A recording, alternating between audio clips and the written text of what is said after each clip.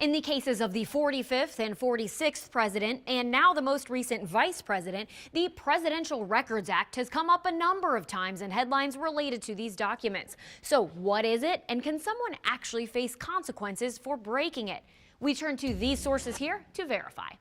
U.S. Code defines presidential records as materials or portions of materials, quote, created or received by the president or the president's immediate staff, or a unit or individual of the executive office of the president whose function is to advise and assist the president in the course of conducting activities which relate to or have an effect upon the carrying out of the constitutional, statutory, or other official or ceremonial duties of the president. Law since the Watergate scandal, the Presidential Records Act means those official documents and records of presidents and vice presidents belong to us, the citizens, not the official's personal property. The National Archives lays out guidance for how administrations should keep track of these records and hand them off upon leaving the White House. However, Professor Michael Greenberger explains there's nothing baked into the law to force an administration to follow it. The assumption, I'm sure, was when they passed the Presidential Records Act that once they declared the rule, no president would be so brazen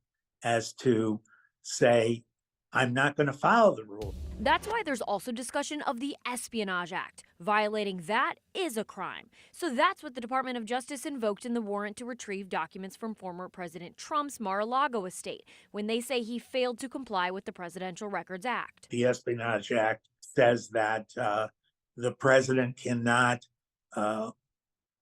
make these highly classified documents available to the public because that would endanger the national safety.